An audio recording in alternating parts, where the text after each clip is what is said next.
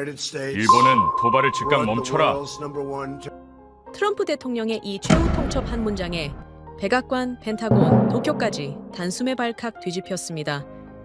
70년 미일 동맹을 믿고 독도 도발을 반복하던 일본. 그 오만의 대가는 결국 폭발하고 말았죠. 하지만 다카이치 총리는 미국의 요구를 단 한 줄로 묵살했습니다. 대마도는 절대 포기할 수 없다.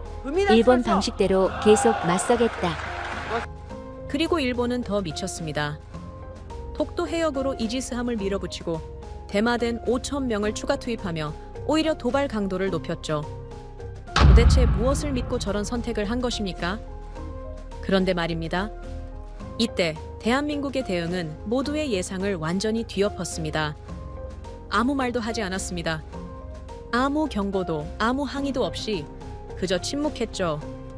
하지만 그 침묵은 준비된 침묵이었습니다. 제 30년간 숨겨온 최후의 전략. 그리고 단 4시간 20분. 일본이 가장 두려워하던 일이 벌어졌습니다. 대마도 정상에 태극기가 꽂힌 것이죠. 그렇다면 묻겠습니다. 대체 대한민국이 숨겨온 그 극비 전략은 무엇입니까? 그리고 미일 동맹 70년 역사가 어떻게 단 하루 만에 무너졌을까요? 지금부터 그 놀라운 현장 속으로 들어가 보시죠. 미국에서 날아온 충격적인 이야기. 바로 시작합니다. 그리고 지금 어디에서 시청하고 계신지 댓글로 남겨주세요. 여러분의 이야기도 듣고 싶습니다. 그 전에 잠깐 1초 만에 누를 수 있는 좋아요 버튼을 꾹 눌러주시면 영상 제작에 큰 힘이 됩니다. 그럼 바로 사연 시작하겠습니다.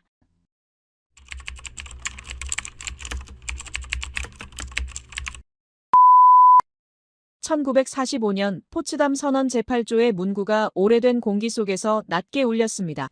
일본의 주권은 혼슈, 홋카이도, 규슈, 시코쿠 그리고 연합국이 결정하는 소수의 섬들로 제한된다. 그 문장 어디에도 대마도의 이름은 없었습니다. 1943년 카이로 선언의 기록을 다시 펼쳤을 때 일본이 폭력과 탐욕으로 빼앗은 모든 영토는 반환되어야 한다. 그 단호한 문장은 제 심장을 적시는 듯 선명했습니다. 국립문서보관소 지하 2층, 먼지가 쌓인 원본 문서 앞에서 제 손은 미세하게 떨렸습니다. 70년 동안 세계가 외면해온 진실이 마침내 제 눈앞에서 고요하게 숨을 쉬고 있었습니다. 그 순간 저는 깨달았습니다. 역사는 때로 침묵하지만 결코 거짓을 말하지는 않는다는 것을 말이죠. 안녕하세요. 제 이름은 패트릭 케인입니다. 오랫동안 미국 국무부에서 역사 문서들을 해독하며 살아온 사람으로서 그날 역사가 한국의 편에서 미소 짓고 있다는 사실을 발견했습니다. 그런데 말입니다. 제가 이 문서들을 펼치게 된 이유는 단순한 학술 연구가 아니었어요. 백악관에서 긴급 지시가 내려온 직후였습니다. 트럼프 대통령이 유엔 안전보장이사회에서 전 세계를 향해 선언하겠다는 내용이었죠. 독도와 대마도에 대해 한국은 정당한 영토 권리를 가지고 있다고 말입니다. 미국 정부가 공식적으로 한국 편을 들겠다는 역사가 깊은 결정이었고, 저는 그 결정을 뒷받침할 법적 근거와 역사적 증거를 찾아야 하는 임무를 받았습니다. 그 무렵 워싱턴의 분위기는 묘하게 긴장되어 있었어요. 일본이 미국과 맺은 관세 협상 내용이 언론을 통해 흘러나온 직후였습니다. 일본은 500조 원이 훨씬 넘는 금액을 투자하기로 합의했다는 보도였죠. 하지만 그 계약 조건을 들여다보면 놀라운 점들이 있었습니다. 투자처를 결정하는 권한이 온전히 미국 측에 있었고 수익 배분은 미국이 9대1로 가져가는 구조였어요. 투자는 일본이 전부 하는데 수익은 미국이 대부분 가져간다는 신비로운 계약이었습니다. 그에 비해 한국과의 협상 내용은 사뭇 달랐어요. 투자 규모는 일본보다 작았지만 그 내용은 훨씬 더 균형 잡혀 있었습니다. 투자처를 한국 측이 결정할 수 있었고 상당 부분은 조선업 협력 같은 구체적 산업 분야로 배정되었죠. 더욱이 계약서에는 필요할 경우 투자금을 회수할 수 있는 조항까지 명시되어 있었습니다. 어쩌면 이것이 진짜 동등한 파트너십이라는 것이 무엇인지 보여주는 사례였습니다. 그런데 더 큰 충격은 그 직후에 찾아왔어요. 트럼프 대통령이 한국의 핵잠수함 개발을 공식 승인해버린 겁니다. 일본은 수십 년간 이 문제로 로비를 해왔지만 번번이 거절당했던 그것을요. 국무부 내부에서조차 예상하지 못한 결정이었습니다. 동아시아 담당 부서는 순식간에 발칵 뒤집혔으며 일본 대사관에서는 긴급 면담 요청이 쏟아져 들어왔죠. 저는 그때 깨달았습니다. 이 모든 결정들이 단순히 경제적 계산이나 군사적 이해관계만으로 설명되지 않는다는 것을요. 결국 신뢰라는 보이지 않는 자산이 작용하고 있었습니다. 일본이 아무리 많은 돈을 내놓아도 얻지 못한 것을 한국은 역사적 정당성과 투명한 관계로 얻어낸 셈이었죠. 그리고 트럼프 대통령의 유엔 선언 준비가 본격화되었습니다. 국무부 7층 회의실에 동아시아 담당 고위 간부들이 모였고 법무부에서도 국제법 전문가들이 합류했어요. 회의 테이블 위에는 두껍게 쌓인 역사 자료들이 놓여 있었습니다. 저는 그 자리에서 제가 분석한 포츠담 선언과 카이로 선언의 내용을 보고했죠. 오늘날 국제사회가 인정하는 영토 주권의 원칙에 비추어 볼 때 한국의 주장은 충분한 역사적 근거를 가지고 있다고 말입니다. 회의실 분위기가 조용해졌어요. 유럽뿐만 아니라 아시아에서 미국의 입장이 이렇게까지 명확하게 한국 편을 드는 것은 전례가 없는 일이었습니다. 누군가 조심스럽게 물었습니다. 일본의 반발은 어느 정도일 것으로 예상되냐고 말이죠. 저는 솔직하게 대답했습니다. 상당할 것이라고요. 하지만 역사적 사실 앞에서 반발이 정당성을 갖기는 어렵다고도 덧붙였습니다. 며칠 뒤 트럼프 대통령의 선언이 있던 날, 저는 국무부 집무실에서 유엔 생중계를 지켜봤어요. 트럼프 대통령이 단상에 올라 마이크 앞에 섰을 때 회의장 전체가 숨을 죽였습니다. 중국도 러시아도 모두를 위해 그 순간에 집중하고 있었죠. 그리고 그 역사적인 문장이 전 세계로 송출되었습니다. 독도와 대마도는 한국의 정당한 영토 권리 주장을 미국은 지지한다는 선언이었습니다. 유엔 회의장이 순식간에 술렁이기 시작했어요. 일본 대표단은 자리에서 벌떡 일어나 퇴장했고 기자들의 카메라 플래시가 정신없이 터졌습니다. 저는 모니터 속 그 장면을 보며 가슴이 두근거렸어요.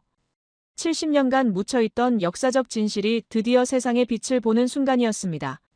하지만 한국은 이상하리만치 조용했습니다. 국무부가 한국 외교부와 연결을 시도했을 때도 그들의 반응은 침착했어요. 감사의 표현은 있었지만 과도한 흥분이나 성급한 움직임은 전혀 보이지 않았죠. 저는 그 침묵이 묘하게 신경 쓰였습니다. 이토록 중대한 선언 이후에 당사국이 이렇게 조용할 수 있을까요? 그날 저녁 일본에서는 다카이치 총리가 긴급 기자회견을 열었습니다. 그의 얼굴은 굳어 있었고 목소리는 떨리고 있었어요.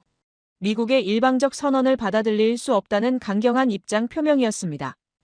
일본 해상자위대는 우리 영해를 수호하기 위해 필요한 모든 조치를 취할 것이라는 경고성 발언도 이어졌죠. 국무부는 즉시 대응 태세에 들어갔습니다. 동아시아 해역에 배치된 미 해군 함정들의 동향을 모니터링하기 시작했고 한국 및 일본과의 외교 채널을 강화했어요. 저는 그날 밤늦게까지 사무실에 남아 추가 자료들을 검토했습니다. 샌프란시스코 조약 초안, 연합국 최고사령부 각서, 조선 왕조실록 속 대마도 관련 기록들까지 모든 것을 다시 한번 꼼꼼히 살펴봤죠. 그런데 계속 신경 쓰이는 것이 있었어요. 바로 한국의 그 조용함이었습니다. 워싱턴의 한국 대사관은 평소와 다름없이 업무를 진행하고 있었고 서울에서 들려오는 소식도 차분했습니다. 도대체 무엇을 준비하고 있는 것일까요? 저는 모니터 앞에 앉아 한국 관련 정보들을 계속 들여다봤습니다. 하지만 특별한 움직임은 포착되지 않았어요. 며칠이 지나자 일본의 움직임이 본격화되기 시작했습니다. 해상자위대 이지스함 여러 척이 독도 해역 방향으로 이동한다는 정보가 들어왔어요. 국무부는 긴장했지만 한국 측 반응은 여전히 담담했습니다. 그들은 상황을 예의주시하고 있다는 공식 입장만 되풀이했죠. 저는 그때 문득 깨달았습니다. 한국의 침묵이 단순한 자제가 아닐 수도 있다는 것을요. 어쩌면 그들은 우리가 보지 못하는 무언가를 이미 준비하고 있는지도 모른다는 생각이 들었습니다. 하지만 그것이 무엇인지는 알 수 없었어요. 다만 역사 문서들을 검토하면서 느꼈던 그 묵직한 확신이 한국 외교부의 침착함 속에서도 똑같이 느껴졌습니다. 창밖으로 워싱턴의 밤이 깊어가고 있었습니다. 저는 책상 위에 놓인 포츠담 선언 사본을 다시 한번 들여다봤어요. 70년 전 연합국이 합의한 그 문장들이 오늘날 동아시아 바다 위에서 새로운 의미로 살아나고 있었습니다. 역사는 때로 오랜 시간 잠들어 있지만 결국에는 깨어난다는 것을 저는 그날 밤 깊이 느꼈습니다. 일본 해상자위대의 움직임이 포착된 것은 트럼프 대통령 선언 직후였습니다. 이지스함, 여러 척이 독도 해역을 향해 이동하고 있다는 첩보가 들어왔어요. 국무부는 즉시 백악관 상황실로 관련 인원들을 소집했고 저 역시 그 회의에 참석하게 되었습니다. 지하 1층에 위치한 상황실은 대형 스크린들로 가득했고 그 속에 독도 해역의 실시간 위성 영상이 펼쳐져 있었죠. 초반에 분위기는 긴장되어 있었지만 통제되어 있었어요. 국방장관이 상황을 브리핑했고 합참의장이 대응 시나리오를 설명했습니다. 미 해군 제7함대가 대기 태세를 강화했고 주일 미군 기지에서도 비상경계 수준을 올렸죠. 하지만 모두의 시선은 한국 쪽 반응에 쏠려 있었습니다. 당사국인 한국이 어떻게 움직일 것인가가 이 상황의 핵심이었어요. 그런데 한국 측 채널은 여전히 조용했습니다. 외교부는 공식 성명만 발표했을 뿐 군사적 움직임은 포착되지 않았어요. 주한 미군 사령부에서 올라온 보고서에도 특이사항은 없었죠. 한국군 기지들은 평소와 다름없는 일상을 유지하고 있었고 해군 함정들도 정상적인 훈련 일정을 소화하고 있었습니다. 상황실에 있던 한 분석관이 의아해하며 중얼거렸어요. 너무 조용하다고요. 이건 정상적인 반응이 아니라는 것이었습니다. 자국 영토에 대한 도발이 진행되고 있는데 당사국이 이렇게 침착할 수 있는지 이해할 수 없다는 분위기였죠. 저 역시 그 침묵이 묘하게 신경 쓰였습니다. 마치 한국은 이 모든 상황을 예상이라도 한 듯한 태도였어요. 그때 정보 담당관이 새로운 보고를 올렸습니다. 대전 방향에서 미세한 전자파 차단 패턴이 감지되었다는 내용이었어요. 일반적인 군사통신과는 다른 고급 암호화 흔적이 포착되었다는 것이었죠. 하지만 그 신호는 곧 사라졌고 추적이 불가능했습니다. 누군가 의도적으로 차단하고 있는 것처럼 보였어요. 데이터 분석팀이 긴급히 소집되었습니다. 한국 방산업체와 국방부 관련 모든 통신 기록을 재검토하기 시작했어요. 하지만 이상한 점이 발견되었습니다. 모든 지표들이 평년 수준을 정확히 유지하고 있었죠. 너무 완벽하게 평범했습니다. 통신량도 주파수 사용 패턴도 그냥 일상적인 수준이었어요. 마치 누군가 정밀하게 평시 노이즈를 연출하고 있는 것 같았습니다. 저는 그 순간 묘한 직감을 느꼈어요. 이 완벽한 평온함 자체가 메시지일 수도 있다는 생각이 들었습니다. 한국은 우리에게 보여주고 싶은 것만 보여주고 있는 것이 아닐까요? 하지만 그것을 증명할 방법은 없었습니다. 모든 공식 채널은 정상이었고 비공식 정보망에서도 특별한 정보는 올라오지 않았어요. 며칠이 지나자 온라인에서 흥미로운 자료가 유출되기 시작했습니다. 한국의 차세대 잠수함 설계도라는 문서들이 일부 군사 전문 포럼에 떠돌았어요. 그 설계도를 본 우리 해군 분석관들은 놀라움을 감추지 못했습니다. 배수량 4,500톤급 규모의 잠수함이었는데 그 형태가 핵추진 시스템에 최적화된 구조였죠. 하필 트럼프 대통령이 한국 핵잠수함 개발을 승인한 직후에 이런 설계도가 나타난 것이었습니다. 하지만 더 놀라운 사실은 그 설계도가 최근에 만들어진 것이 아니라는 점이었어요. 문서에 표기된 개발 시작 시점을 보면 수년 전부터 이미 작업이 진행되고 있었다는 것을 알 수 있었죠. 마치 누군가 타임머신을 타고 와서 미리 귓속말이라도 해준 것처럼 정확한 타이밍이었습니다. 상황실에서 긴급회의가 열렸어요. 정보 분석관들은 한국이 승인 이전부터 이미 준비하고 있었을 가능성을 제기했습니다. 하지만 그것을 억지로 끼워 맞추는 해석이라는 반론도 있었죠. 단순한 우연일 수도 있고 설계도 자체가 조작된 정보일 수도 있다는 의견이었어요.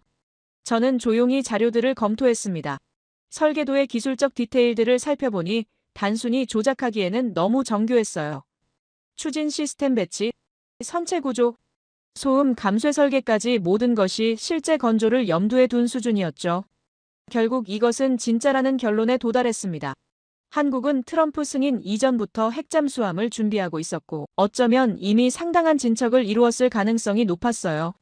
그런데 더 흥미로운 보고가 들어왔습니다. 독도 해역에서 수중음파 감지 시스템이 이상 신호를 포착했다는 내용이었어요. 여러 개의 저소음체가 해저 깊은 곳에서 움직이고 있다는 것이었죠. 일반적인 잠수함 소음과는 패턴이 달랐습니다. 훨씬 더 정밀하게 통제되고 있었고 소음 수준도 극도로 낮았어요. 해군 작전 담당관이 분석 결과를 보고했습니다. 단일 잠수함이 아니라 여러 척이 네트워크를 형성하고 있는 것처럼 보인다는 내용이었어요. 하지만 정확한 숫자나 위치는 파악할 수 없었죠. 그들은 우리 추적 시스템의 사각지대를 정확히 알고 움직이는 것처럼 보였습니다. 상황실 분위기가 무거워졌어요. 만약 한국이 우리가 예상하지 못한 수준의 잠수함 전력을 이미 보유하고 있다면 동북아 해역의 균형은 완전히 달라질 수 있었습니다. 특히 일본과의 관계에서 한국의 입장이 근본적으로 강화될 수 있었죠. 저는 그날 밤 늦게까지 사무실에 남아 과거 자료들을 뒤졌습니다. 한국의 방산 개발 역사를 추적해보니 놀라운 패턴이 발견되었어요. 그들은 늘 공식 발표보다 훨씬 앞서서 실제 개발을 진행해왔습니다. 미사일 사거리 제한이 풀리자마자 즉시 장거리 미사일을 공개했던 것처럼요. 마치 도서관에서 우연히 만나 커피를 마시고 술을 마시고 비가 오는 날 자연스럽게 역사를 쓰게 되는 것처럼 모든 것이 자연스러운 흐름처럼 보이지만 사실은 오래전부터 치밀하게 계획된 것이었습니다. 30년이라는 시간이 떠올랐어요. 한국이 진정으로 자주 국방을 준비하기 시작한 시점부터 계산하면 그 정도 시간이 흘렀습니다. 그 긴 시간 동안 그들은 조용히 준비했고 누구에게도 말하지 않았으며 그냥 묵묵히 자신들의 길을 걸어왔던 것이죠. CNN에서 속보가 떴습니다. 한국 해군의 이상 징후를 보도하는 내용이었어요. 독도 해역에서 정체불명의 수중 신호들이 감지되고 있다는 것이었죠. 전문가들은 한국이 새로운 잠수함 전력을 배치했을 가능성을 제기했습니다. 하지만 한국 국방부는 일체의 논평을 거부했어요. 저는 모니터 앞에 앉아 실시간으로 업데이트되는 위성 영상을 지켜봤습니다. 독도 해역의 바다는 고요했고 표면적으로는 아무 일도 일어나지 않는 것처럼 보였어요. 하지만 그 고요한 수면 아래에서 무언가 거대한 것이 움직이고 있다는 것을 저는 느낄 수 있었습니다. 일본 이지스함들은 여전히 독도를 향해 접근하고 있었어요. 하지만 한국 측 반응은 여전히 침묵이었습니다. 그 침묵이 나약함이 아니라 확신에서 나온다는 것을 저는 그제야 이해하기 시작했죠. 한국은 이미 모든 준비를 마쳤고 지금은 그냥 적절한 타이밍을 기다리고 있는 것이었습니다. 창밖으로 워싱턴의 아침이 밝아오고 있었어요. 저는 책상 위에 놓인 한국 잠수함 설계도를 다시 한번 들여다봤습니다. 그 정밀한 도면들 속에서 저는 30년 준비의 무게를 느꼈어요. 한국은 영토를 지키기 위해 이 모든 것을 준비해왔고 이제 그 결과를 세상에 보여줄 준비가 되어 있었습니다. 역사는 때로 긴 침묵 끝에 말을 하지만 그 말은 언제나 명확하다는 것을 저는 그날 아침 깊이 느꼈습니다. 독도 해역의 변화가 포착된 것은 이른 아침이었습니다. 펜타곤 합동작전센터로 긴급 소집 명령이 떨어졌고 저는 버지니아주 알링턴에 위치한 국방부 본부로 서둘러 향했어요. 작전센터에 도착했을 때 이미 수십 명의 해군 참모들이 대형 스크린 앞에 모여 있었습니다. 분위기는 긴장되어 있었고 모두의 시선이 실시간 위성 영상에 고정되어 있었죠. 스크린 속 독도 해역의 바다는 고요했습니다. 일본 이지스함 4척이 한국 영해 경계선을 향해 천천히 접근하고 있었어요.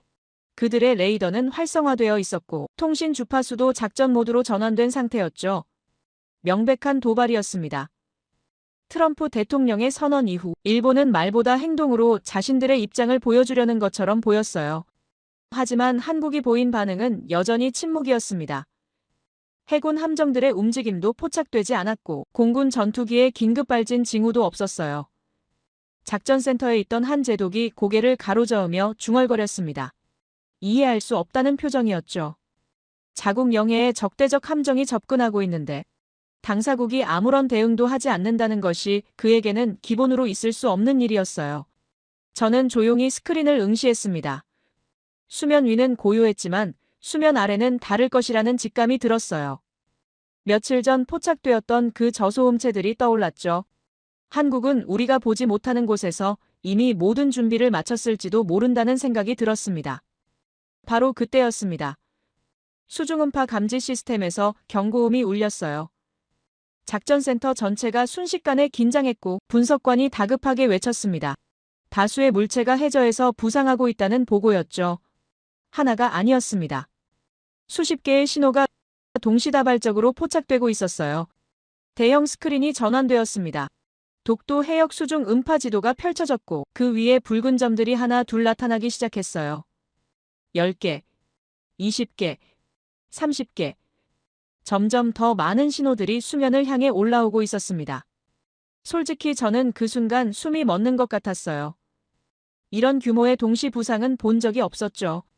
그리고 마침내 그것들이 수면을 뚫고 나타났습니다. CNN 생중계 카메라가 그 장면을 실시간으로 전 세계에 송출하고 있었어요. 검은색 선체들이 소리 없이 물 위로 모습을 드러냈습니다. 일반 잠수함이 부상할 때 나는 특유의 괴음이 전혀 들리지 않았어요. 마치 유령처럼 조용하게 그러나 압도적으로 나타났습니다. 작전센터에 있던 한 분석관이 떨리는 목소리로 보고했습니다. 무인 플랫폼으로 추정된다는 내용이었어요. 사람이 탑승하지 않은 완전 자율 시스템이라는 것이었죠. 그리고 선체에 새겨진 명칭이 확대되어 스크린에 나타났습니다. 철룡 30대였습니다. 무인 잠수 플랫폼 30대가 동시에 독도 해역에 나타난 것이었어요. 저는 그 장면을 보며 전율을 느꼈습니다. 이것은 단순한 군사 장비가 아니었어요. 30년간 조용히 준비해온 한국의 의지가 마침내 세상의 모습을 드러낸 순간이었죠. 철룡 플랫폼들은 완벽한 대형을 유지하며 움직였습니다. 마치 한 몸처럼 동조되어 있었어요. 인공지능 네트워크로 연결된 것이 분명했죠. 그들은 일본 이지스함 4척을 중심으로 입체적인 포위망을 형성하기 시작했습니다. 앞뒤 좌우는 물론 깊이까지 계산된 3차원 진영이었어요. 해군 작전 담당관이 긴급 분석 결과를 보고했습니다. 각 플랫폼마다 극초음속 미사일 발사대가 장착되어 있다는 내용이었어요. 총 화력으로 계산하면 일본 전체 해상자위대를 상대할 수 있는 수준이라는 평가였죠. 관심은 순식간에 경악으로 바뀌었습니다. 한국이 이런 전력을 보유하고 있었다는 사실을 아무도 몰랐던 것이었어요. 작전센터 대형 스크린에서 CNN 앵커의 목소리가 들렸습니다. 믿을 수 없는 장면이라며 흥분된 어조로 중계하고 있었어요. 한국 해군의 무인 전력이 일본 함대를 포위했다는 이야기가 실시간으로 전 세계에 퍼져나가고 있었죠. 그리고 한국 측에서 공개 채널로 신호가 송출되었습니다. 차분하지만 단호한 목소리였어요. 일본 해상자위대 함정들에게 경고한다는 내용이었습니다. 지금으로부터 10분 내로 이 해역을 벗어나라는 최선은 아니지만 최후 통첩이었죠. 스크린 한쪽에 카운트다운 타이머가 나타났습니다. 10분, 9분 59초, 9분, 58초, 초침이 째깍거리며 흘러가기 시작했어요. 작전센터 전체가 숨을 죽였습니다. 펜타곤에 있던 우리 모두가 그 타이머를 지켜보고 있었죠. 일본 이지스함들은 처음에는 움직이지 않았습니다. 함교에서 본국과 긴급 통신을 주고받는 것이 포착되었어요. 도쿄에서는 아마도 난리가 났을 것입니다. 하지만 철룡 플랫폼들은 미동도 하지 않았어요. 그냥 조용히 포위망을 유지하며 타이머가 흘러가기를 기다리고 있었죠. 5분이 지났습니다. 4분 59초, 4분 58초. 긴장감이 극도로 고조되었어요. 작전센터에 있던 누군가 중얼거렸습니다. 일본이 정말로 후퇴할 것인가 아니면 대치 상황으로 갈 것인가를 말이죠. 그때 일본 함대에서 변화가 감지되었습니다. 첫 번째 이지스함이 방향을 틀기 시작한 것이었어요. 천천히 그러나 확실하게 독도 해역에서 벗어나는 방향으로 움직이고 있었죠. 이어서 두 번째, 세 번째 함정도 같은 움직임을 보였습니다.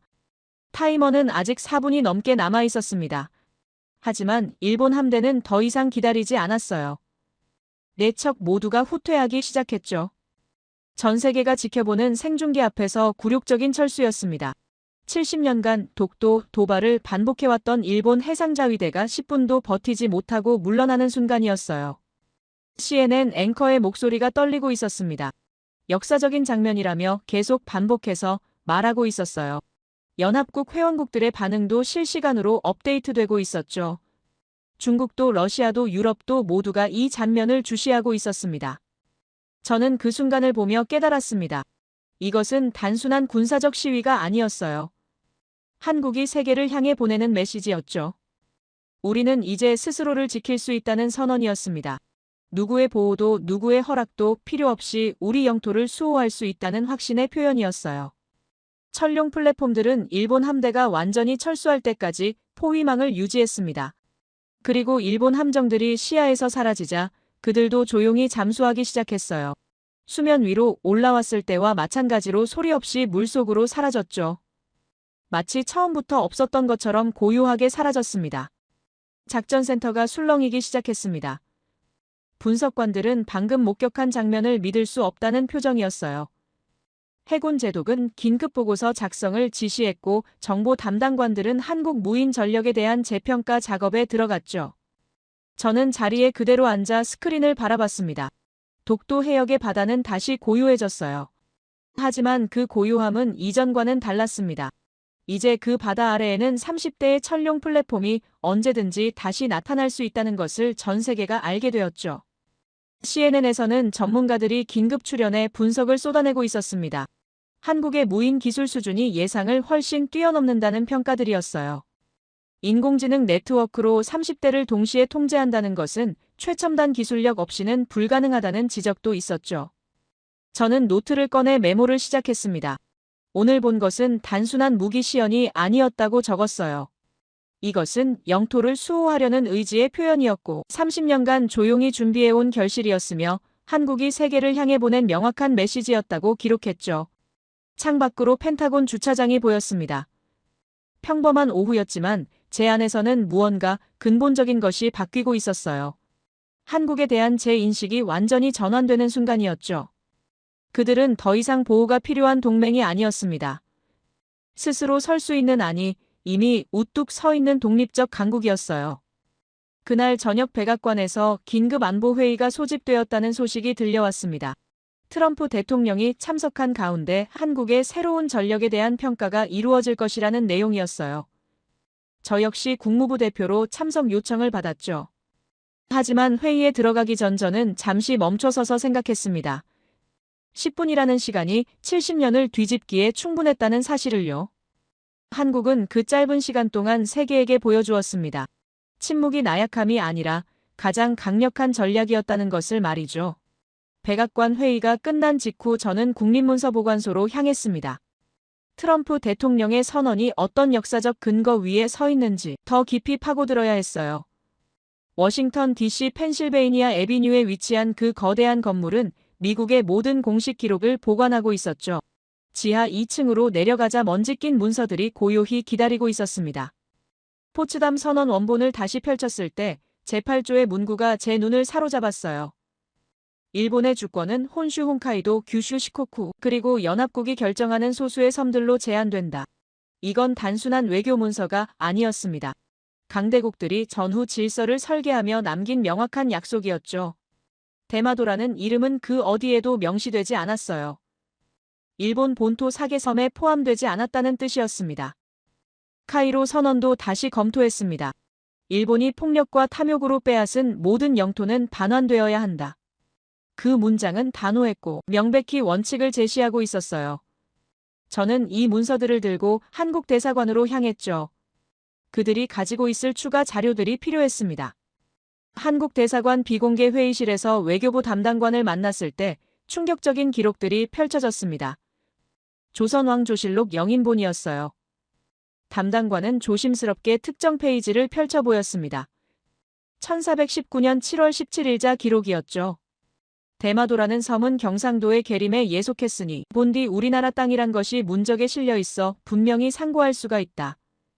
세종 임금의 교지였습니다. 저는 그 문장을 여러 번 읽었어요.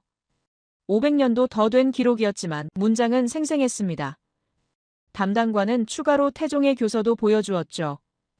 대마도는 본래 우리나라 땅인데 다만 궁벽하게 막혀 있고 또 좁고 누추하므로 외놈이 거류하게 두었더니 1419년 6월 9일자 기록이었어요. 한국 영토라는 표현이 500년 전 공식 문서에 명확히 기록되어 있었습니다. 단순한 주장이 아니라 당시 국왕이 전국에 반포한 교서였죠. 저는 노트를 꺼내 메모하기 시작했어요. 이것은 단순히 역사적 연고가 아니라 명문화된 영토 인식이었습니다. 담당관은 추가 자료를 계속 펼쳐 보였습니다. 1420년 1월 대마도주가 조선에 보낸 서신이었어요. 우리 섬으로 하여금 귀국 영토 안에 주군의 예에 의하여 주의 명칭을 정하여 주고 인신을 주신다면 마땅히 신하의 도리를 지키어 시키시는 대로 따르겠습니다.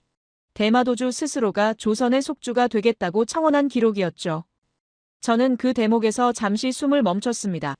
대마도주가 자발적으로 조선 영토 편입을 요청했다는 사실이 놀라웠어요. 갑자기 모든 퍼즐이 맞춰지기 시작했습니다.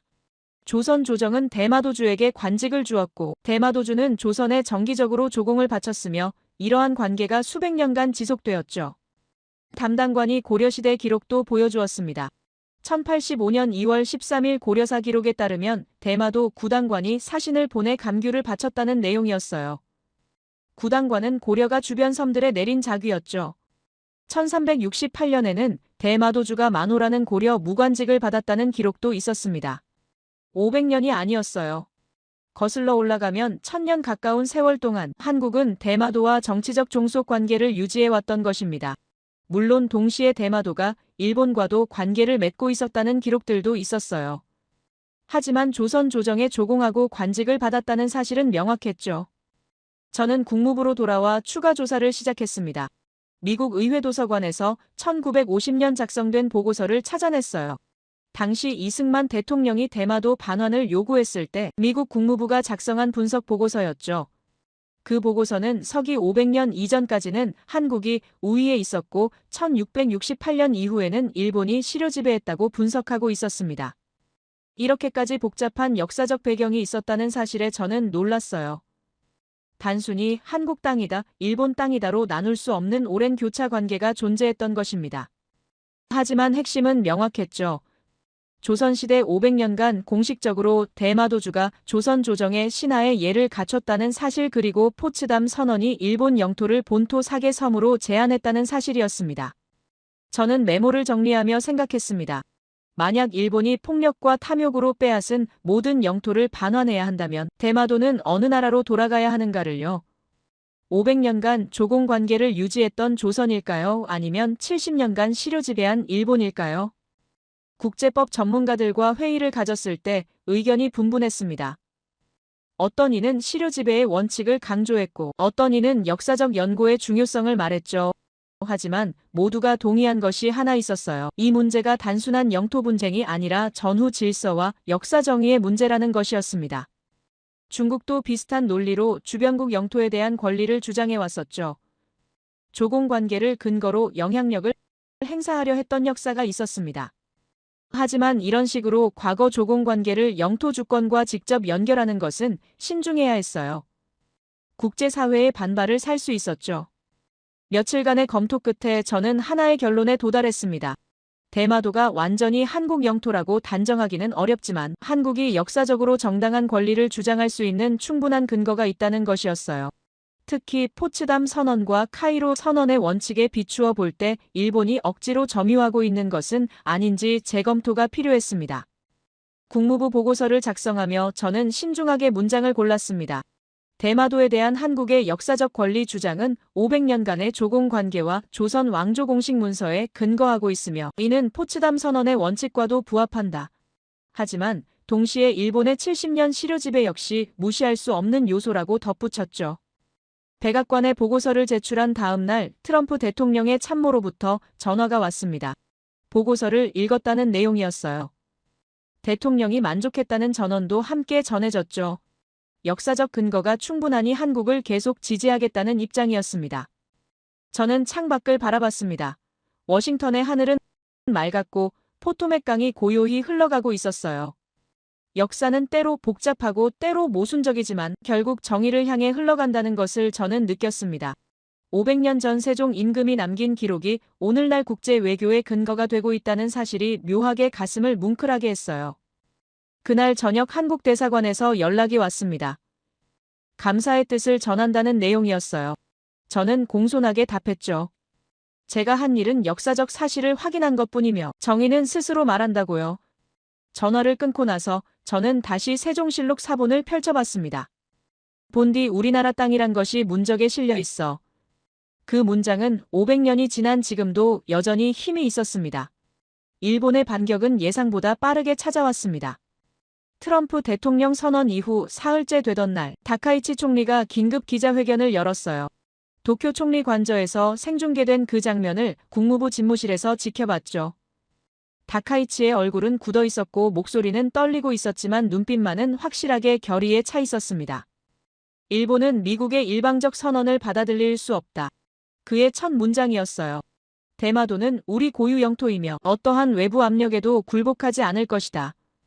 회견장이 술렁이기 시작했죠. 그리고 그가 내놓은 조치는 더욱 강경했습니다.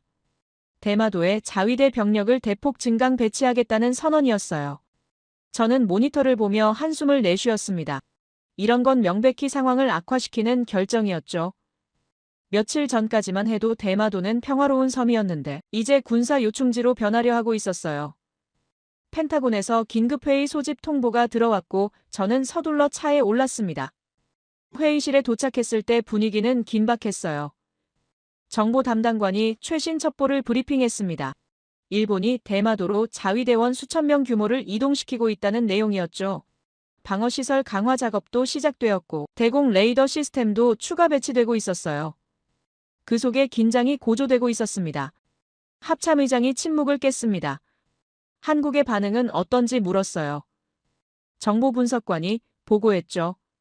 한국 측은 여전히 공개적으로는 침착한 모습을 유지하고 있지만 내부적으로는 대응 태세를 강화하고 있다는 평가였습니다. 하지만 구체적인 움직임은 여전히 포착되지 않았어요. 바로 그날 밤이었습니다. 펜타곤 사이버 사령부에서 긴급 경보가 울렸어요. 대규모 사이버 공격이 감지되었다는 내용이었죠. 공격 출발지는 도쿄였고 목표는 한국 국방망이었습니다. 저는 즉시 사이버 전담팀과 연락을 취했어요. 공격 패턴을 분석해 달라고 요청했죠. 1시간 뒤 분석 결과가 올라왔습니다. 충격적이었어요.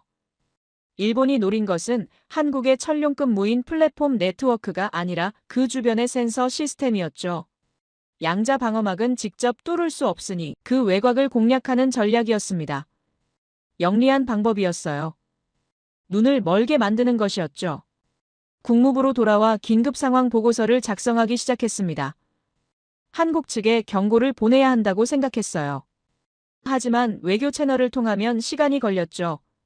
더 빠른 방법이 필요했습니다. 저는 과거 한국 외교부 담당관에게서 받았던 긴급 연락망을 찾아봤어요. 그때 제 개인 전화기가 울렸습니다. 백악관이었어요. 새벽 2시였죠. 비서관의 목소리는 차가웠습니다. 대통령께서 긴급 지시를 내리셨다는 내용이었어요. 한국의 대마도 작전이 실패하도록 만들라는 명령이었죠. 구체적으로는 일본의 사이버 공격을 방관하고 한국 측에는 늦게 통보하라는 것이었습니다. 저는 수화기를 든 채 얼어붙었어요. 미국도 이렇게 노골적으로 개입하려 한다는 사실이 믿기지 않았습니다. 동맹국인 한국이 아니라 관세 협상에서 막대한 돈을 받아낸 일본 편을 들려는 것이었죠. 단순히 경제적 이해관계 때문에 역사적 정의를 저버리는 결정이었습니다. 이해하셨습니까? 비서관이 다시 물었습니다. 저는 침묵했어요. 대답할 수가 없었죠. 패트릭 자문관. 목소리가 날카로워졌습니다. 저는 겨우 입을 열었어요. 지시를 들었다고만 답했죠. 전화를 끊고 나서 저는 한참을 그 자리에 서 있었습니다. 집무실 창 밖으로 워싱턴의 밤이 깊어가고 있었어요. 거리는 고요했고 별들은 차갑게 빛나고 있었죠. 저는 책상으로 돌아와 앉았습니다. 모니터에는 일본의 사이버 공격 코드 분석 자료가 떠 있었어요. 저는 그 코드를 들여다보기 시작했죠. 몇 시간 동안 집중해서 분석했습니다. 일본의 공격 코드는 정교했지만 근본적인 설계 오류가 있었어요. 메모리 핸들링 부분에서 루프가 제대로 처리되지 않고 있었죠. 만약 이 취약점을 공략한다면 이렇게 역으로 일본 시스템 전체를 마비시킬 수도 있었습니다. 저는 손을 멈췄습니다. 이 정보를 누구에게 줄 것인가가 문제였어요. 백악관 명령대로 한다면 한국에 늦게 알려야 했죠. 그렇게 되면 대마도 현장에 침투한 한국 특수전 요원들이 일본군 매복에 걸릴 수 있었습니다. 센서가 작동하지 않으면 눈먼 채로 작전을 수행해야 했어요. 새벽 4시가 되었습니다. 저는 노트북을 열었어요. 극비 암호화 채널을 찾아냈죠. NSA 시절 동료에게서 배웠던 백도어였습니다. 한국 ADD 본부로 직접 연결될 수 있는 라인이었어요. 섣불리 사용해서는 안 되는 채널이었지만 지금은 선택의 여지가 없었습니다. 손가락이 키보드 위에서 멈췄습니다. 이것은 명백한 배신이었어요. 조국을 배신하고 다른 나라를 돕는 행위였죠. 만약 발각된다면 제 경력은 끝날 것이고 법적 처벌도 받을 수 있었습니다. 하지만 머릿속에서는 다른 목소리가 들렸어요. 세종실록에 그 문장이 떠올랐습니다. 본디 우리나라 땅이란 것이 문적에 실려 있어. 포츠담 선언의 문구도 들렸죠. 폭력과 탐욕으로 빼앗은 모든 영토는 반환되어야 한다. 역사가 제게 말하고 있었습니다. 정의가 무엇인지를요. 저는 깊게 숨을 들이마셨습니다. 그리고 타이핑을 시작했어요. 일본 공격 코드의 구조적 취약점을 상세히 기술했죠. 대응 방법도 단계별로 정리했습니다. 역공격 시나리오까지 포함했어요. 제가 25년간 쌓아온 모든 지식을 쏟아부었습니다. 메시지를 다 작성하고 나서 전송 버튼 앞에서 다시 멈췄어요. 마지막 기회였죠. 지금이라도 멈출 수 있었습니다. 백악관 명령을 따르고 조국에 충성할 수 있었어요. 하지만 그렇게 되면 역사적 정의는 어디로 가는 걸까요? 500년 전 기록된 진실은 누가 지키는 걸까요? 국가와 양심이 충돌했습니다. 조국과 정의가 다른 방향을 가리키고 있었어요. 25년간 국무부에서 일하며 저는 늘 미국의 이익을 최우선으로 생각했습니다. 하지만 그 속에 더 큰 가치가 있다는 것을 독도 해역에서 배웠죠. 역사적 진실과 도덕적 용기가 그것이었습니다. 전송 버튼을 눌렀습니다. 메시지가 암호화 채널을 타고 대전으로 전송되었어요. 돌이킬 수 없었죠. 저는 방금 조국을 배신했습니다. 아니, 어쩌면 더 큰 정의를 선택한 것일 수도 있었어요. 손이 떨렸지만 마음은 이상하게 평온했습니다. 창밖이 서서히 밝아오고 있었습니다. 워싱턴의 새벽은 고요했고 포토맥 강의 아침 안개가 피어오르고 있었어요. 저는 노트북을 닫고 잠시 눈을 감았죠. 키보드 위에 놓였던 제 손가락이 방금 역사를 바꿨다는 것을 알고 있었습니다. 몇 시간 뒤 펜타곤에서 연락이 왔습니다. 한국의 천룡 네트워크가 복구되었다는 보고였어요. 마비되었던 센서들이 7분 만에 재가동되었고 일본의 사이버 공격은 오히려 역공을 받아 무력화되었다는 내용이었죠. 국가 비상 수준까지 올라갔던 상황이 순식간에 진정된 것입니다. 상관이 제게 전화했습니다. 어떻게 된 일이냐고 물었어요. 저는 침착하게 대답했죠. 한국의 기술력이 예상보다 훨씬 뛰어났던 것 같다고요. 스스로 대응했을 것이라고 말했습니다. 상관은 의아해했지만 더 이상 추궁하지 않았어요. 하지만 백악관은 달랐습니다. 오후에 비서관에게서 다시 전화가 왔어요. 대통령께서 격분하셨다는 내용이었죠. 한국 작전이 성공하고 있다며 패트릭 자문관이 제대로 임무를 수행했는지 의심한다는 것이었습니다. 저는 모든 보고를 정확히 했다고 답했어요. 한국이 독자적으로 대응한 것뿐이라고 말했죠. 그날 밤 CNN에서 속보가 떴습니다. 한국군 특수전팀이 대마도 해안에 침투했다는 내용이었어요. 일본군 매복을 뚫고 내륙으로 진격하고 있다는 보도였죠. 스텔스 드론이 일본 방어선을 정밀 타격하고 있다는 화면도 나왔습니다. 저는 모니터를 보며 조용히 미소 지었어요. 제가 보낸 정보가 통했다는 것을 알 수 있었죠. 한국은 일본 코드의 취약점을 정확히 공략했고 역공격으로 상황을 완전히 역전시켰습니다. 대마도 현장의 특수전 요원들은 다시 눈을 뜨게 되었고 작전을 계속 진행할 수 있었어요. 하지만 백악관의 압박은 계속되었습니다. 다음 날 아침 국무장관에게서 직접 호출이 왔어요. 장관실로 올라가자 차가운 분위기가 감돌고 있었죠. 패트릭 자네 뭔가 숨기는 게 있나? 장관이 직설적으로 물었습니다. 저는 고개를 저었어요. 제가 할 수 있는 일은 다 했다고 답했죠. 장관은 한참을 저를 바라보다가 한숨을 내쉬었습니다. 대통령께서 매우 불쾌해하고 계시네. 그의 목소리에는 피로가 묻어났어요. 하지만 이미 엎질러진 물이야. 이제 와서 어쩔 수 없지. 저는 조용히 고개를 숙였습니다. 집무실로 돌아와 창밖을 바라봤어요. 워싱턴의 하늘은 흐렸고 비가 내릴 것 같았죠. 저는 책상 서랍에서 사직서 양식을 꺼냈습니다. 언젠가는 이 자리를 떠나야 할 것이라는 것을 알고 있었어요. 하지만 아직은 아니었죠. 아직 해야 할 일이 남아 있었습니다. 대마도에서는 한국군 작전이 계속 진행되고 있었습니다. CNN 생중계로 전 세계가 지켜보는 가운데 한국 특수전팀이 정상을 향해 전진하고 있었어요. 저는 그 화면을 보며 생각했습니다. 제가 한 선택이 옳았다고요. 국가보다 양심을 선택했고 조국보다 정의를 택했다고요. 키보드 위에 놓였던 제 손가락이 역사를 바꿨습니다. 새벽 4시 그 순간의 결단이 지금 대마도 정상으로 향하는 한국군을 돕고 있었어요. 저는 배신자일 수도 있었지만 동시에 정의의 편에 선 사람이기도 했죠. 이렇게 복잡한 감정 속에서 저는 다음 장면을 기다리고 있었습니다. 제가 보낸 정보가 한국에 도달한 지 7분이 지났을 때였습니다. 펜타곤 작전센터의 대형 스크린에서 놀라운 변화가 포착되기 시작했어요. 마비되었던 한국 천룡 네트워크의 신호들이 하나 둘 다시 켜지고 있었죠. 분석관이 믿을 수 없다는 표정으로 보고했습니다. 센서 시스템 복구 중입니다. 현재 30% 50% 목소리에 떨림이 있었어요. 7분이었습니다. 일본의 정교한 사이버 공격으로 완전히 무력화되었던 시스템이 단 7분 만에 재가동되고 있었어요. 저는 스크린을 응시하며 가슴이 두근거렸죠. 제가 보낸 정보를 한국이 정확히 이해하고 즉각 적용했다는 뜻이었습니다. 하지만 그보다 더 놀라운 것은 그 실행 속도였어요. 해군 작전 담당관이 추가 보고를 올렸습니다. 한국이 단순히 방어만 한 것이 아니라 역공격을 개시했다는 내용이었죠. 일본 사이버 공격 코드의 취약점을 정확히 공략해서 오히려 일본 측 시스템을 마비시키고 있다는 것이었어요.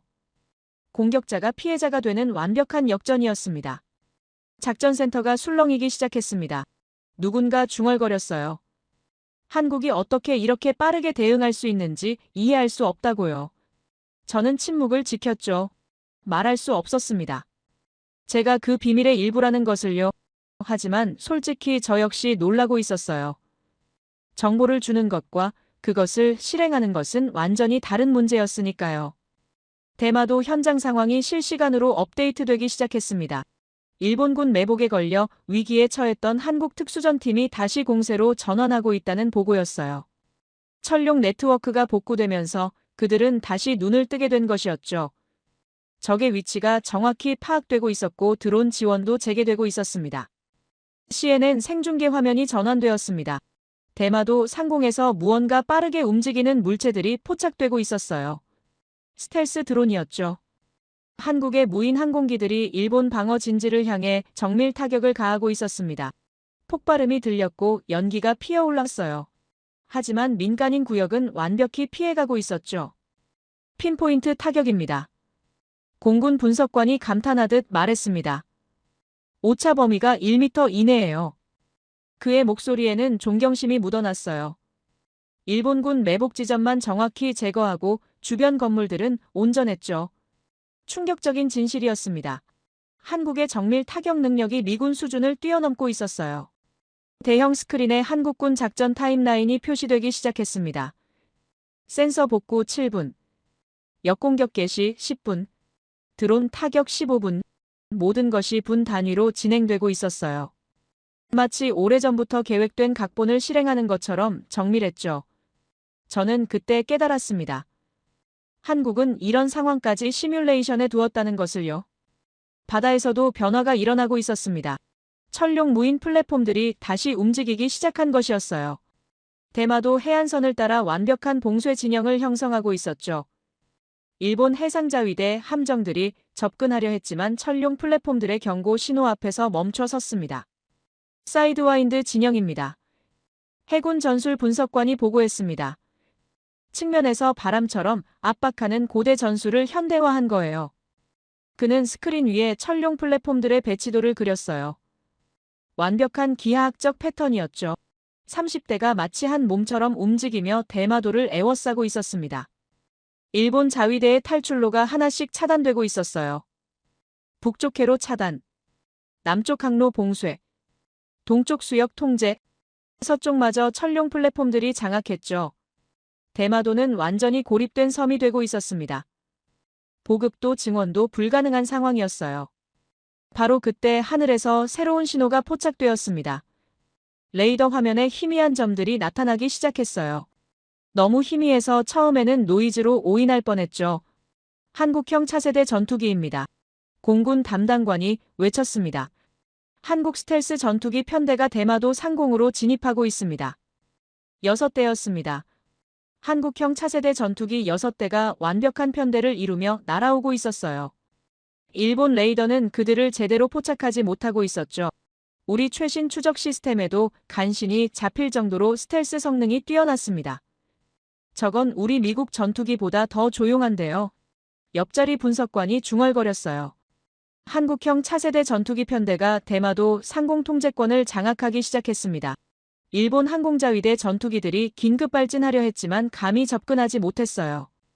한국 전투기들이 유령처럼 나타났다 사라지기를 반복하며 완벽한 제공권을 확보하고 있었죠.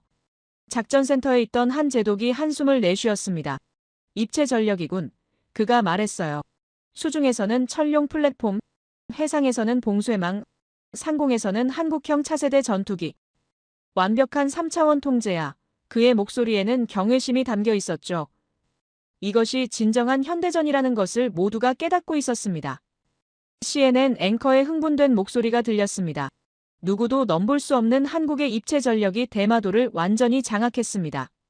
화면에는 철룡 플랫폼, 스텔스 드론, 한국형 차세대 전투기 동시에 비치고 있었어요.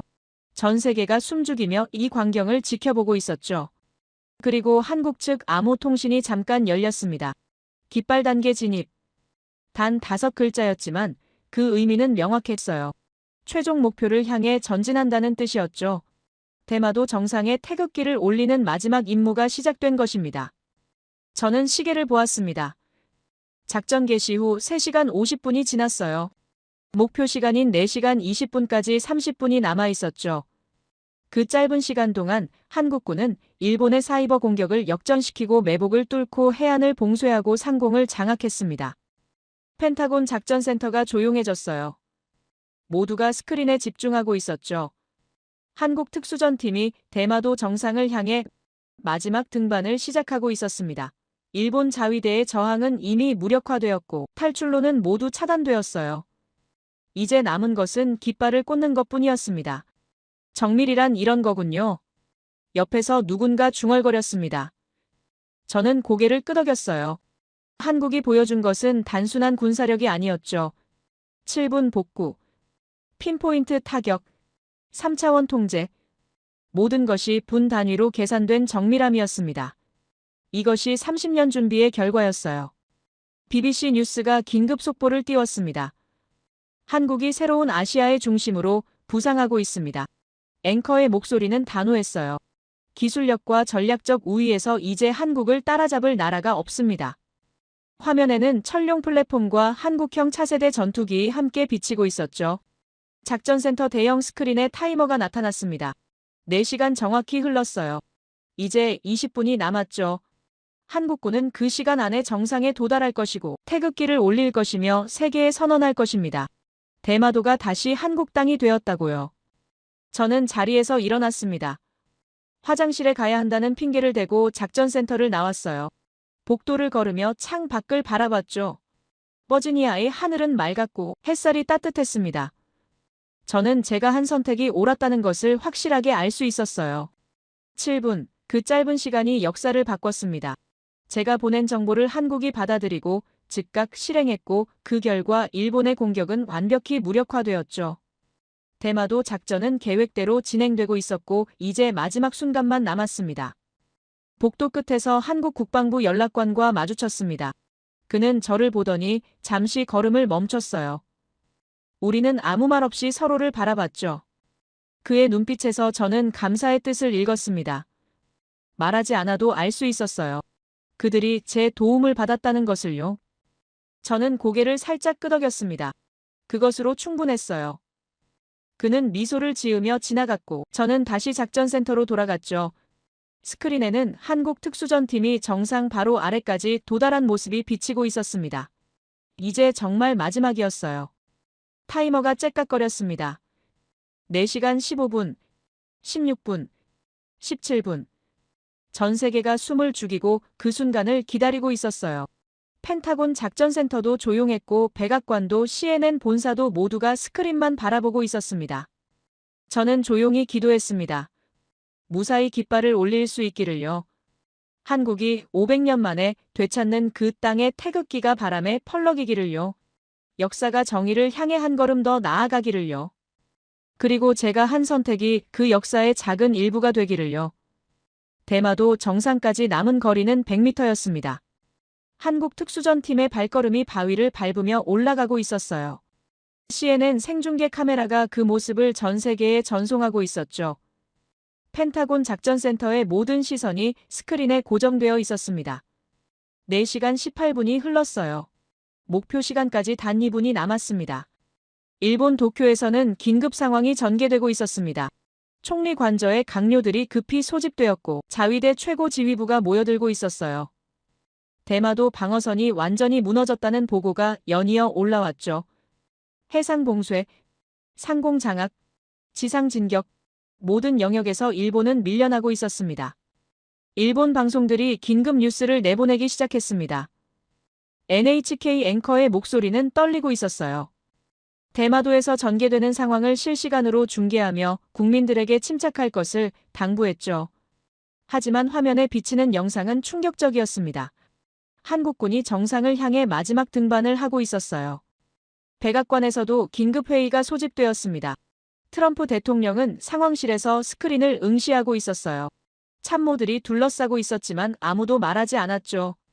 대통령의 표정은 복잡했습니다. 한국을 지지한다고 선언했지만 이렇게 빠르게 결과가 나올 줄은 예상하지 못했던 것 같았어요. 대마도 정상의 첫 번째 대원이 도착했습니다. 그는 배낭에서 무언가를 꺼냈어요. 접혀있던 깃발이었죠. 태극기였습니다. 바람이 불어왔고 깃발이 펼쳐지기 시작했어요. 붉은색과 푸른색 태극 문양이 햇살을 받아 빛났습니다. 4시간 20분 정확히 그 순간이었습니다. 태극기가 대마도 정상에 꽂혔어요. 깃대가 바위 틈에 단단히 고정되었고 깃발이 바람에 펄럭이기 시작했죠. 500년 만에 다시 돌아온 순간이었습니다. 한국 특수전 대원들이 깃발 주위에 도열했어요. 펜타곤 작전센터가 침묵에 잠겼습니다. 누구도 말하지 않았어요. 모두가 스크린 속 태극기만 바라보고 있었죠. 저는 가슴이 뜨거워지는 것을 느꼈습니다. 제가 보낸 7분의 정보가 이 순간을 만들었다는 것을 알고 있었어요. 조국을 배신하고 정의를 택한 그 선택이 지금 저 깃발로 증명되고 있었습니다. CNN 앵커가 흥분된 목소리로 외쳤습니다. 역사적인 순간이라고 말했어요. 한국이 대마도를 되찾았다는 것은 단순한 영토 회복이 아니라 역사적 정의의 실현이라고 간조했죠. 화면에는 태극기가 클로즈업되어 비치고 있었고 그 뒤로 철룡 플랫폼들이 해상에 떠있는 모습도 보였습니다. 서울 광화문에서는 환호성이 터져나왔습니다. 대형 스크린으로 생중계를 지켜보던 수십만 명의 시민들이 일제히 환호했어요. 태극기를 흔들며 눈물 흘리는 사람들이 보였죠. 할아버지들이 서로 부둥켜 안고 울고 있었고 젊은이들이 만세를 부르고 있었습니다. 한국 대통령 집무실에서도 그 장면을 지켜보고 있었습니다. 대통령은 조용히 고개를 숙였어요. 30년간 준비해온 작전이 마침내 성공한 순간이었죠. 참모들이 박수를 쳤지만 대통령은 여전히 침묵하고 있었습니다. 감정이 북받쳐 오르는 것 같았어요. 일본에서는 국가 비상사태가 선포되었습니다. 총리가 국민들 앞에 섰고 엄중한 표정으로 상황을 설명했어요. 대마도가 한국군에 의해 점령되었다는 사실을 인정할 수밖에 없었죠. 하지만 외교적 해결을 모색하겠다는 입장을 밝혔습니다. 군사적 대응은 고려하지 않는다고 덧붙였어요. 도쿄 거리에서는 충격에 빠진 시민들이 뉴스를 지켜보고 있었습니다.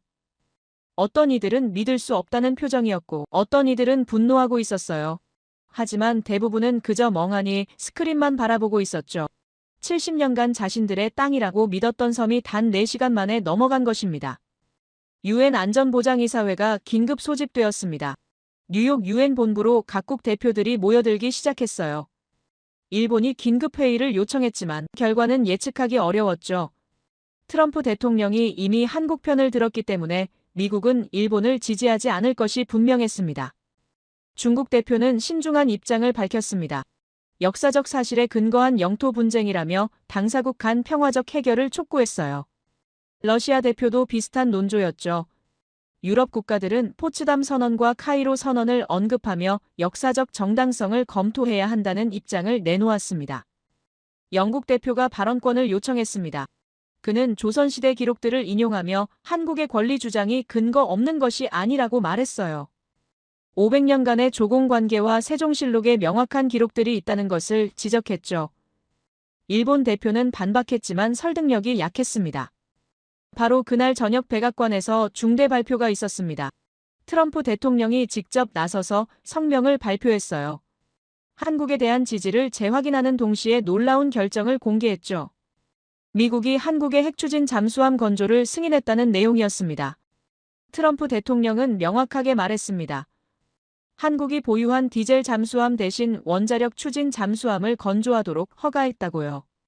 한미 군사 동맹이 그 어느 때보다 강력해졌다는 것을 강조했어요. 필라델피아 조선소에서 건조될 것이며 미국 조선업의 부활을 의미한다고 덧붙였죠. 이것은 단순한 무기 판매가 아니었습니다. 한국이 일본을 넘어서는 해군 강국으로 도약한다는 것을 의미했어요. 핵추진 잠수함은 무제한 항속 능력을 가지고 있었죠. 천룡급 무인 플랫폼에 이어 이제 핵잠수함까지 보유하게 되면 한국 해군은 동북아 최강이 될 것이었습니다. 일본 총리 관저에서는 긴급 안보 회의가 계속되고 있었습니다. 트럼프 대통령의 발표는 일본에게 또 다른 충격이었어요. 미국이 완전히 한국 편에 섰다는 것이 확인된 순간이었죠. 강요들은 대응 방안을 논의했지만 뾰족한 수가 없었습니다. 서울에서는 축제 분위기가 계속되고 있었습니다. 광화문 광장을 넘어 시청 앞까지 인파가 가득 찼어요. 태극기가 곳곳에서 펄럭이고 있었고 한국 국가가 울려 퍼지고 있었죠. 어떤 할아버지는 무릎을 꿇고 울고 있었습니다. 500년 만에 되찾은 땅이라며 감격해했어요. 한국 외교부는 공식 성명을 발표했습니다. 대마도가 역사적으로 한국 영토였다는 것을 재확인하며 평화적 회복을 이루었다고 선언했어요. 일본과의 대화 채널은 열어두겠지만 영토 주권은 양보할 수 없다는 입장을 명확히 했죠. 저는 국무부 집무실에서 이 모든 광경을 지켜보고 있었습니다. 창 밖으로 워싱턴의 밤이 깊어가고 있었어요. 포토맥 강이 고요히 흐르고 있었고 링컨 기념관에 불이 켜져 있었죠. 저는 제가 한 선택이 옳았다는 것을 다시 한번 확신했습니다. 7분의 정보가 역사를 바꿨습니다. 4시간 20분의 작전이 500년 묵은 꿈을 이루어냈어요. 대마도 정상에 펄럭이는 태극기는 단순한 깃발이 아니었죠. 그것은 역사적 정의의 상징이었고 30년 준비의 결실이었으며 한국의 새로운 시작이었습니다.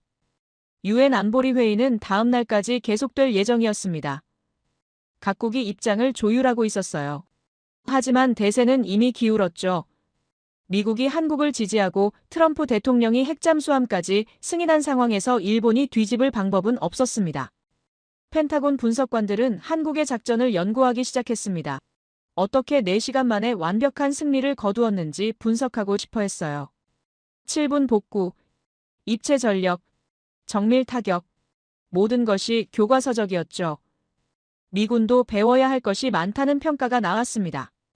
한국 국방부는 대마도 주둔 계획을 발표했습니다.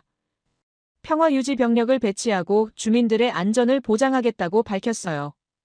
강제 이주는 없을 것이며 원하는 주민은 계속 거주할 수 있다고 했죠. 일본어 사용도 보장하고 문화도 존중하겠다는 입장이었습니다. 그날 밤 저는 한국 대사관으로부터 조용한 연락을 받았습니다. 만나고 싶다는 내용이었어요. 저는 승인했죠. 며칠 뒤 비공개 장소에서 만나기로 약속했습니다. 무슨 이야기를 나눌지는 짐작이 갔어요. 감사의 뜻을 전하려는 것일 테니까요. 대마도 정상의 태극기는 밤새 펄럭였습니다. 조명이 비춰져서 어둠 속에서도 선명하게 보였어요. CNN은 그 장면을 계속 중계했죠. 전 세계가 그 깃발을 보며 역사가 바뀌는 순간을 목격하고 있었습니다. 500년 만의 귀환이었습니다. 세종 임금이 교서에 적었던 그 땅이 다시 한국으로 돌아왔어요. 태종이 선언했던 영토 회복이 마침내 이루어졌죠. 역사는 때로 오래 걸리지만 결국 정의를 향해 흘러간다는 것을 증명한 순간이었습니다. 저는 창 밖을 바라봤습니다. 워싱턴에 해가 지고 있었어요.